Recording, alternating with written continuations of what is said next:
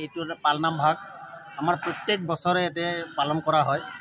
তো এই পালনাম ভাগ আমাৰ শংকৰদেৱ মাধৱদেৱ দিনৰ পৰাই এই পালনাম ভাগটি আমাৰ আৰম্ভ হৈছে। তো তেওঁলোকে এই পৰম্পৰা বস্তুটো আমাক তেওঁলোকে দি থৈ যোৱাৰ কাৰণে আমি তেওঁলোকৰ এই বস্তুখিনি আমি পালন কৰি গৈ আছোঁ। দেখা গৈছে এটা সমন্বয়ৰ মিলনভূমি। ইয়াত কোনো জাতি ভেদ কোনো নাই। কোনো জাতি ভেদ নোহোৱাকৈ শ্ৰীমন্ত শংকৰদেৱে এই পালনাম ভাগ ব্যৱহাৰ কৰি তেওঁৰ স্মৰণ কীৰ্তন যিখিনি নাম ঘোষাৰ আমাৰ কীৰ্তন ঘোষাৰ বস্তুখিনি আমাক দি থৈ গৈছে, সেইখিনি কোনো জাতিভেদ নোহোৱা কৰি আমি পালন কৰি যাই আছোঁ আৰু সকলো ৰাইজে আমাক আঁকোৱালি লৈছে।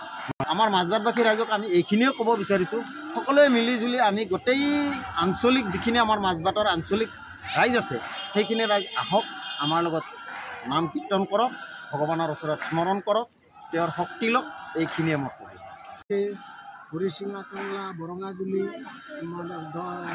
আপোনাৰ জিলাৰ বিভিন্ন জেগাৰ পৰা বাপসকল আহে আৰু 15 বছৰ ধৰি পালনাম ভাগ চলি আছে।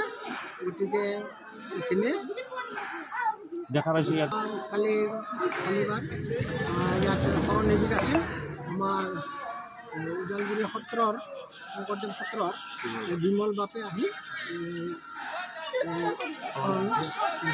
কেইজনে দিছিলে? কালি 6জনে কালি বিভিন্ন কাষ্টত থাকে।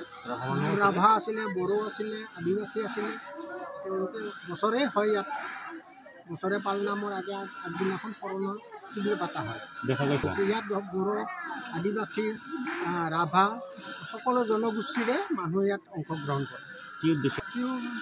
এইটো বিশ্ব শান্তিৰ কাৰণে গাঁৱৰ সকলো সম্প্ৰদায়ৰ মানুহক যাতে সুখ শান্তিৰে থাকে, কোনো নিমংগল নহয়, তাৰ কাৰণে পালনাম ভাগ বছৰে পতা হয়।